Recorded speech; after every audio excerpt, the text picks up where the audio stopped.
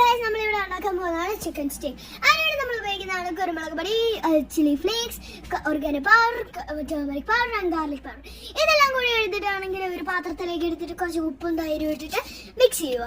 Mix ചെയ്ത് കഴിയുമ്പോഴത്തേക്കും നമ്മൾ നേരത്തെ എടുത്ത് വെച്ച 4 ചിക്കനില്ലേ അത് മൊത്തം വരഞ്ഞിട്ടാണെങ്കിൽ ഈ പേസ്റ്റ് കിട്ടുമല്ലോ. എന്നിട്ട് 2 സ്പൂൺ എടുത്തിട്ട് ആൽപ്പീനീസ് ബട്ടർ എടുത്തിട്ടാണെങ്കിൽ നമ്മൾ അത് ആ പേസ്റ്റിൻ്റെ അകത്തേക്ക് ഇട്ടിട്ട് മിക്സ് ചെയ്യുക എല്ലാം കൂടി.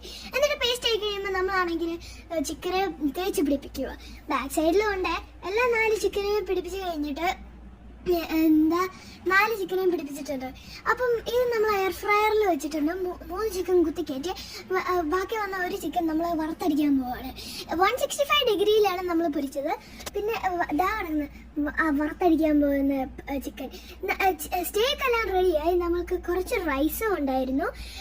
സ്റ്റേക്കിന് നല്ല ടേസ്റ്റ് ഉണ്ടായിരുന്നു. ബൈ.